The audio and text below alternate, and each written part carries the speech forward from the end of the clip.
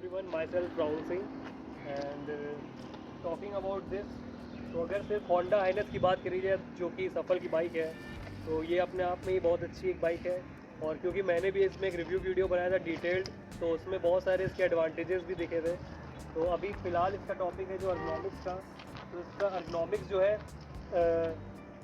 क्योंकि इसका टैंक थोड़ा बड़ा है और इसका जो सिटिंग कंफर्ट है वो भी क्रूजिंग स्टाइल का है, तो एक ब्लेंड मिक्सचर है एक क्रूजिंग का और थोड़ी स्पोर्टी का। और अगर इसकी प्रॉपर सीट कंफर्ट की बात करी जाए तो होंडा हाइनस की सीट बहुत ही कुशनिंग है, और जो कि लॉन्ग राइड्स पे अगर आप जब भी करोगे तो कोई भी प्रॉब्लम अप्रॉक्स नहीं आएगी, क्योंकि हम लोगों ने लॉन्ग राइड्स करी हुई हैं माउंटेन्स की स्पेसिफिक अप्रॉक्स। हम लोगों ने माउंटेन्स पे सिर्फ 250 किलोमीटर माउंटेन्स पे करा था। तो उसमें अगर आप 250 किलोमीटर माउंटेन्स में अगर डेडिकेटेड चला रहे हो तो उसमें ही सारी जो आपकी बाइक की सीट की एर्गोनॉमिक्स होती हैं सारे टेस्ट हो जाते हैं, चाहे वो कोई भी बाइक हो।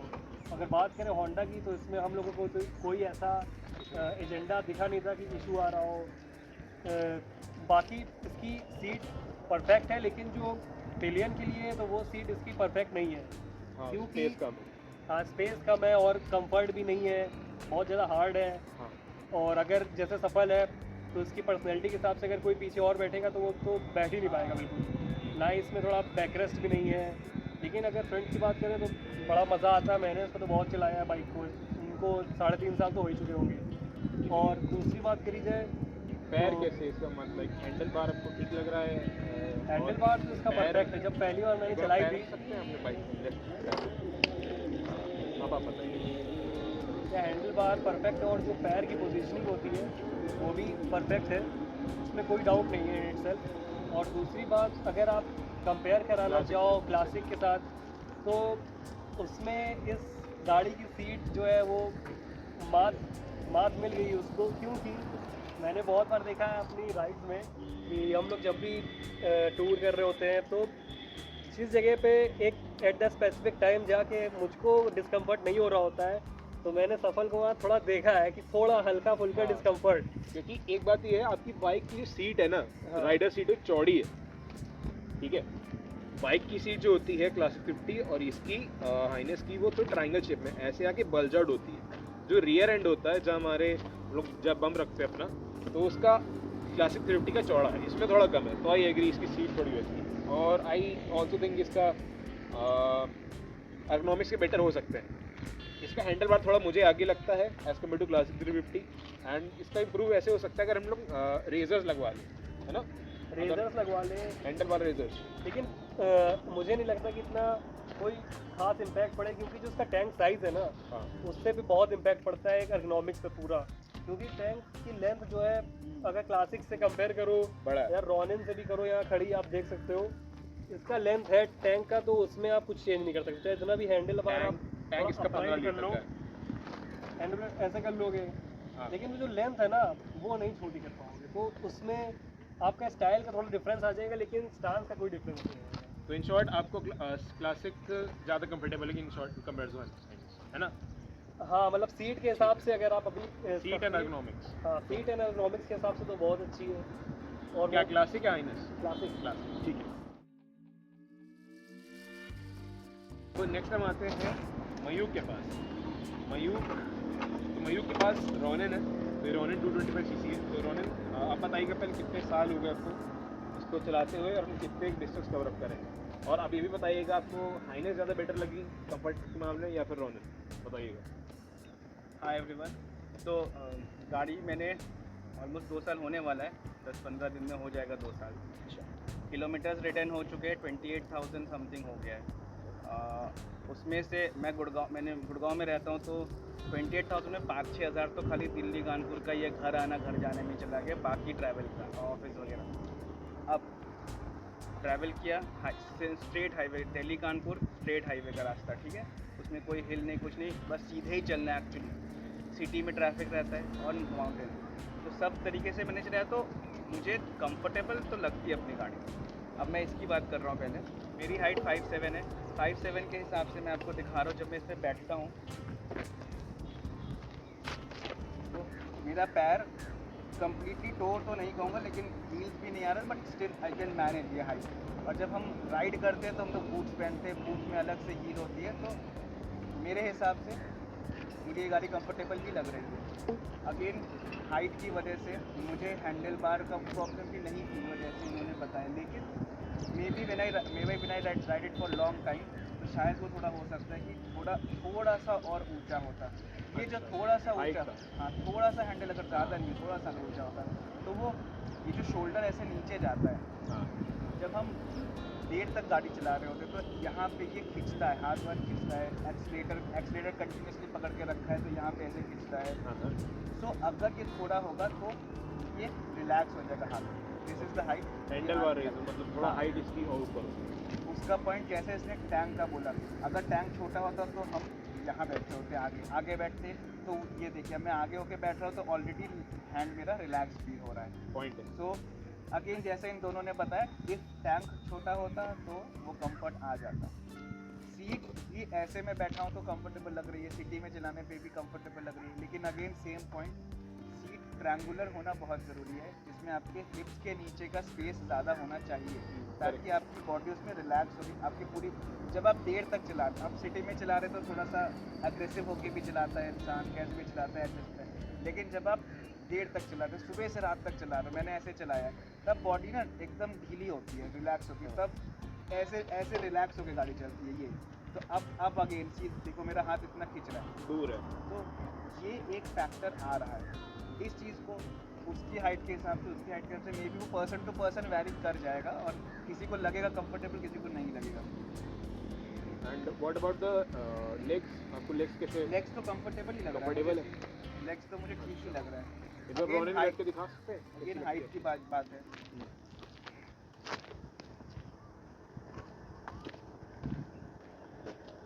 रोनिन का मुझे ज़्यादा कंफर्टेबल लगता है क्योंकि इसके थोड़े आप देख सकते हैं सीट एक चीज़ मैं बता रहा हूँ, आप ही के पॉइंट को बताता हूँ, बताइए। लेग मेरे को थोड़े आगे लग रहे हैं इसके। आप मतलब जैसे कि वो कौन सी बाइक है, थंडरबर्ड या फिर वो एवेंजर कैटेगरी क्रूजर में जो आते हैं, थंडरबर्ड, मीटियोर, हाँ इनके थोड़े फुटपैक्स आगे रहते हैं। उसका थोड़ा रोनिन का वैसा ही है थोड़ा। इस बात को मैं थोड़ा क्लियर कर रहा हूँ, वो ऐसा क्यों है। मैंने अभी रियलाइज़ किया कि रोनिन की ग्राउंड क्लियरेंस इस कैटेगरी में सबसे ज़्यादा है, 181 mm की ग्राउंड क्लियरेंस। बाकी सबकी 170, 175, 179 तक जाती है, बट इसकी हाईएस्ट है। अब उसका कॉन्ट्राडिक्टरी इसकी सीट नीचे है। इन्होंने इस पार्ट को इतना कम कर दिया है कि आप बैठ भी जाओगे आराम से और नीचे से टक्कर से भी बच जाओगे। तो जो इसने पॉइंट बोला, क्योंकि मैं थोड़ा सीट नीचे हो रहा है तो वो बैठ के लिए उसका स्पेस मिल रहा है यहाँ से यहाँ तक करके बैठने के लिए। उसकी सीट, उसकी भी गाड़ी थोड़ी ऊंची है, क्लासिक भी शायद उसकी हाइट लगभग थोड़ी सी ऊंची है। हाँ वो थोड़ी ऊंची है। हाँ, तो वो मे बी वही एक रीज़न है। तो आई थिंक आपको रोनिन ज़्यादा कंफर्टेबल लगी अपनी। कंफर्टेबल लगा है वो, but that is not bad. अगर वो 10 में 7.5 है तो वो 8 है, वो 0.5 से ही थोड़ा सा आगे होगा, उसका बहुत ज़्यादा ये लॉन्ग टर्म में चीज़ें, लॉन्ग टर्म जब राइड में जाती है यही चीज़ें मैटर करती हैं। तो I think I also agree इसमें कुछ चेंजेस कराने पड़ेंगे हैंडल बार रेजर्स, इससे बाइक थोड़ी और क्रूजर कैटेगरी में कंफर्टेबल होगी। ठीक है, तो अगर रैंक करना चाहें तो आई थिंक रोनिन को 1 करूँगा मैं। According to me Ronin in the 1 in the comfortable मामले में। Then comes the classic, then comes the H'ness.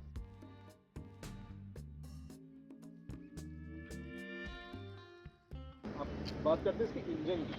अब आप बताइएगा आपको इसका इंजन कैसा लगा, लाइक जो नॉइज़ NVH होता है, नॉइज़ वाइब्रेशन हार्शनेस, तो आपको इसके अंदर वाइब्रेशन कैसे लगे, हार्शनेस मतलब कैसे लगी, और इसका एग्जॉस्ट साउंड कैसा लगा। पावर इसमें भी मैं बताऊंगा, आपसे रिक्वेस्ट करूँ सौरभ करिए पावर एंड टॉर्क, इसका प्रेजेंट तो बहुत पहाड़ों पे और हाईवे पे। राहुल तुम तो करना ही क्योंकि तुमने चलाई है, मयूर से मैं भी बात करूँ। पहले राहुल पहले आप। सो अगर बात करें इसके इंजन की, तो इंजन इसका दोनों का सेम ही है, क्लासिक और हाइनस का, लेकिन थोड़ा स्मूथ इंजन है। अब गॉड नोस क्या अंदर रिफाइनमेंट इसका मतलब वाइब्रेशन तो इसके कम है ही, लेकिन अंदर जो भी इसकी इंजीनियरिंग हुई है उससे रिफाइनमेंट तो बढ़ा ही है। और अगर कंपेयर करें क्लासिक से तो कोई कंपैरिजन नहीं बनता है, क्योंकि क्लासिक जानी जाती है भाई वाइब्रेशंस के लिए, और जो उसमें क्लासिक चीज़ है वाइब्रेशंस है, थोड़ा रॉ लुक है, तो वो हो जाता है। आप इसको इससे कंपेयर करें, नॉइज़ वाइब्रेशन हार्शनेस, मतलब कि नॉइज़ आपको नॉइज़ में हो गया आपका एग्जॉस्ट, हाँ वाइब्रेशन तो आपने कवर कर लिया चीज़ें। हार्शनेस मतलब कि गाड़ी कितना अगर आप रेव करते हैं, हाँ टॉर्क वगैरह में कितनी स्ट्रेस लगती है या वैसी। अब बात करें अगर टॉर्क और स्ट्रेस, जब स्ट्रेच करो या किसी से उसको ओवरटेक करो हाईवे पे, क्योंकि क्लासिक अप्रॉक्स 195 नेट वेट तो आ ही जाता है आपका फुल पेट्रोल टैंक, ठीक है। लेकिन ये अगर बात करी जाए तो ये उससे हल्की है काफ़ी, उसमें फुल लोहा दिया हुआ है, इसमें पूरा कहीं लोहा लोहा है, लेकिन प्लास्टिक इसको प्लास्टिक नहीं है, लेकिन इसको कहीं ना कहीं थोड़ा हल्का बना दिया गया है। वो भी जो भी इंजीनियरिंग हुई हो, डेडिकेटेड हम लोगों ने तो देखी नहीं क्या इंजीनियरिंग हुई होगी, लेकिन वो भारी है, ये हल्की है। अप्रॉक्स सीसीज भी सेम है, स्टांस अलग है, तो थोड़ा उसी में ही जो है भागने वगैरह का उसमें अंतर आ जाता है। लेकिन अगर ऐसा कुछ करा जाए तो कंफर्ट में कुछ उसमें दिक्कत नहीं होती, लेकिन ओवरटेक करने में भी उसमें कोई दिक्कत नहीं होती। अप्रॉक्स अगर किसी भी कार से या ओवरटेक करना चाहो तो आराम से क्रूजिंग कर सकते हो, ओवरटेक हो जाता है। गियरिंग रेशियो आपको कैसे लगे? इसके टॉल है। हाँ, मैं एक बात मतलब यहाँ पे मेंशन करना चाहूँगा कि गियरिंग रेशियो, गियरिंग जो आपने जो लेवल बताया मतलब फिटिंग तो वो तो अच्छा है ही, लेकिन जब शिफ्टिंग करो तो क्लासिक में जो है बहुत बार अटकते हैं गियर, जैसे फर्स्ट या सेकेंड या रिवर्स आओ सेकेंड टू फर्स्ट या न्यूट्रल। आपका वैसे क्लासिक का ये यूसी मॉडल है जो पहले आता था, हाँ रिबॉन मॉडल है, रिबॉन नहीं है, तो आप ये बात माइंड रखिएगा। हाँ हाँ, तभी बता रहे हैं। तो उसमें मतलब गियर्स वगैरह फंसते हैं, लेकिन इसमें ऐसा कुछ इशू नहीं है, गियर नहीं फंसते हैं। उसके थोड़े ज़्यादा प्रेस करना पड़ता है जब गियर शिफ्ट करो, तो 1 टू सेकेंड टू थर्ड, लेकिन इसमें ऐसा कुछ नहीं है, हल्का सा शिफ्ट करने में गियर शिफ्ट हो जाता है, इतना फुट का लेंथ नहीं इंक्रीज़ करना पड़ता आपको, लेकिन उसमें ऐसा है। तो अगर इसकी कंपैरिजन में बात करें तो क्लासिक 350 जो है स्पीड हो गई है इस मामले में, तो वाइब्रेशंस तो उसमें है, इसमें नहीं है। बाकी ये ज़्यादा है वो नहीं है क्योंकि वेट की वजह से, और इंजन के वाइब्रेशंस वगैरह जो है वो तो बाय डिफ़ॉल्ट गॉड गिफ्टेड है उसके लिए। एग्जॉस्ट का हम लोग बात कर रहे थे, एग्जॉस्ट की अगर बात हो ही रही तो एक बार एग्जॉस्ट सुनाई दिया जाए, क्यों रहो? अगर एग्जॉस्ट सुनाना है तो अभी तो पहले हम सुनते हैं हाइनेस का एग्जॉस्ट, इसमें पूरा NVH नॉइज़ तो कवर हो जाएगा। पहले नॉइज़ सुनते हैं इंजन की, ये आइडल पे है, अब ये एग्जॉस्ट की है।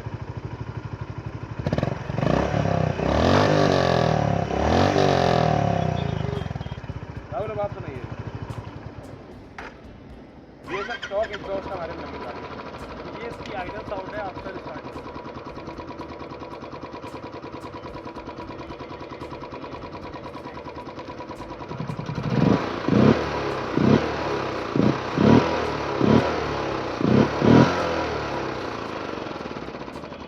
अब एक मैं फीडबैक दूँ यहाँ पे, मुझे क्या लगता है कि होंडा हाइनेस में जो आवाज़ है वो मेन आती है एग्जॉस्ट से, इंजन से इतनी आवाज़ नहीं आती।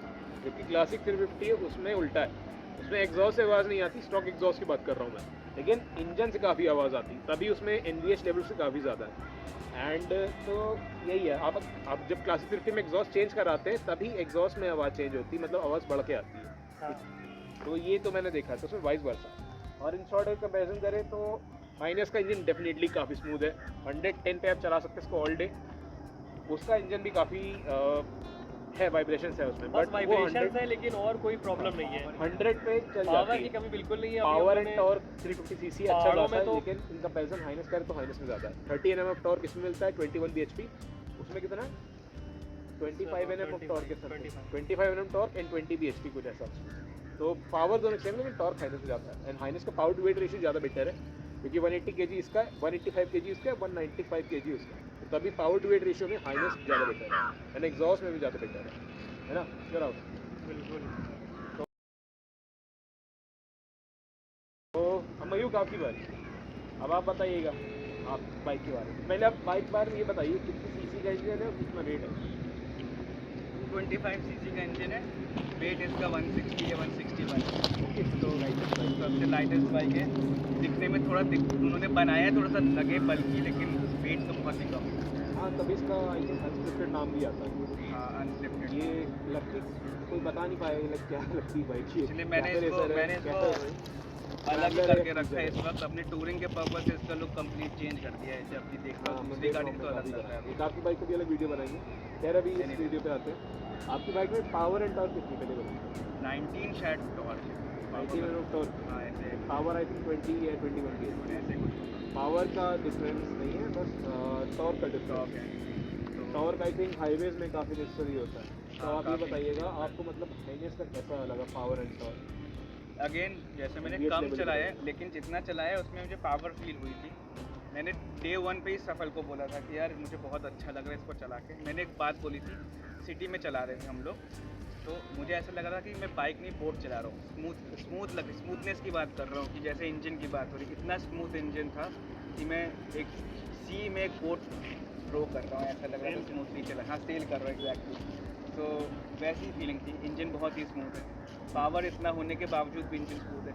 जैसे उसने बोला कि साउंड थोड़ा सा हम लोग को प्लीज़ करने के लिए एग्जॉस्ट नोट इस तरीके का बनाया गया है कि इट कीप्स यू हैप्पी, और ना ही आपका इंजन थकेगा, और वो आउटकम अच्छा देगा। देर तक चलाते रहो, आप थक जाओगे, गाड़ी नहीं रुकेगी, चलती रहेगी। ऑल डे चलती है। हाँ, और अगेन जैसा बोला गया था पिकअप वगैरह, मुझे लगता है जब इतना पावर है तो pickup would be very easy to do, लेकिन इसकी स्पीड लिमिट में, जितनी इसकी लिमिट है उसमें पिकअप करना will be very easy. I believe ये क्लाइंब में भी इसलिए चढ़ रही होगी, जैसे इन्होंने बताया कि अपना अपना दोनों लोग वेट लेके जा रहे थे, अच्छे खासे स्टीप क्लाइंब से भी बहुत स्मूथली चला है। तो अंडरस्टूड कि ये गाड़ी में दम है, तो ये अच्छा खासा दमदार गाड़ी है। आपकी बाइक में आपको कुछ दिक्कत आई मतलब पहाड़ों पे चलाने में? नहीं, मेरी गाड़ी में मुझे पावर में कोई प्रॉब्लम नहीं आई है। जैसे व्हाट एल्स, टॉर्क में लाइक जैसे आप स्पीड प्लान करते हो, कहीं कुछ ऐसा हुआ कि दिक्कत आ रही हो? मैं एक इंसिडेंट बता रहा हूँ शिमला का छोटा सा। तो शिमला इज़ बहुत ज़्यादा ऊंचा नीचा सिटी है, ठीक है। हाँ। तो वहाँ पे चौराहे भी बीच में ऐसे ही चढ़ाई में आके बीच में चौराहा है। So I was with a pillion and 150 kilo का weight, pillion was 56-70 I guess, तो 230-220 किलो, मैं 82 था, इतना वेट था, समवेट 300 प्लस ही हो गया। अब वो स्टीप चढ़ाई पे क्योंकि रेड लाइट हो गया तो मुझे रुकना पड़ा। उसके बाद इजीली मैंने उसको चढ़ा लिया स्टीप में, तो उसमें भी कुछ प्रॉब्लम नहीं हुआ। चलती हुई गाड़ी तो फिर भी चढ़ जाती है, तो मैंने इसलिए बताया कि 0 से भी उसने आराम से चढ़ लिया था। और तो कैसे इन सब गाड़ी में दिक्कत आएगी नहीं, क्योंकि इन सब का लॉन्ग स्ट्रोक इंजन है। क्लासिक का भी है, हाइनेस का भी है, और उसका भी है लॉन्ग स्ट्रोक इंजन। थोड़ा क्यूब में आता है, एक्सपायर्स इंजन है, लेकिन बट उसका है लॉन्ग स्ट्रोक इंजन है उसका। तो लॉन्ग स्ट्रोक का क्या होता है, टॉर्क जल्दी आ जाता है। तो पहाड़ों पे यही बेनिफिशियल होता है कि जितनी जल्दी आपको टॉर्क मिलेगा उतनी जल्दी आपकी बाइक ईजिली मूव ऑन करेगी। तो जैसे कि बाइक में 19 Nm टॉर्क, लेकिन वो आरपीएम में कम आ जाए, तो 4000 आरपीएम में आ जाता है। कम आरपीएम में दे देते इसमें भी 4000-5000 आरपीएम में आ जाता है, क्लासिक में भी आ जाता है। तो पावर एंड टॉर्क इसमें बढ़िया है। अब एनजीएस की बात हो ही रही है, तो एक बार एग्जॉस्ट सुन लिया जाए।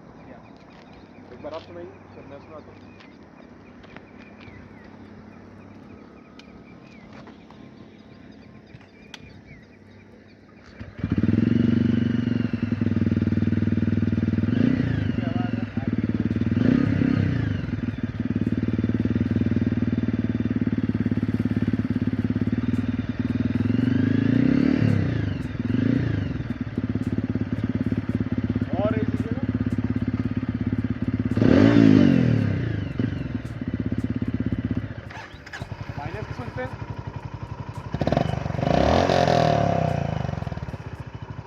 साउंड है इंजन की, इंजन से आवाज़ बिल्कुल नहीं आती इससे। अब एग्जॉस्ट सुनिए,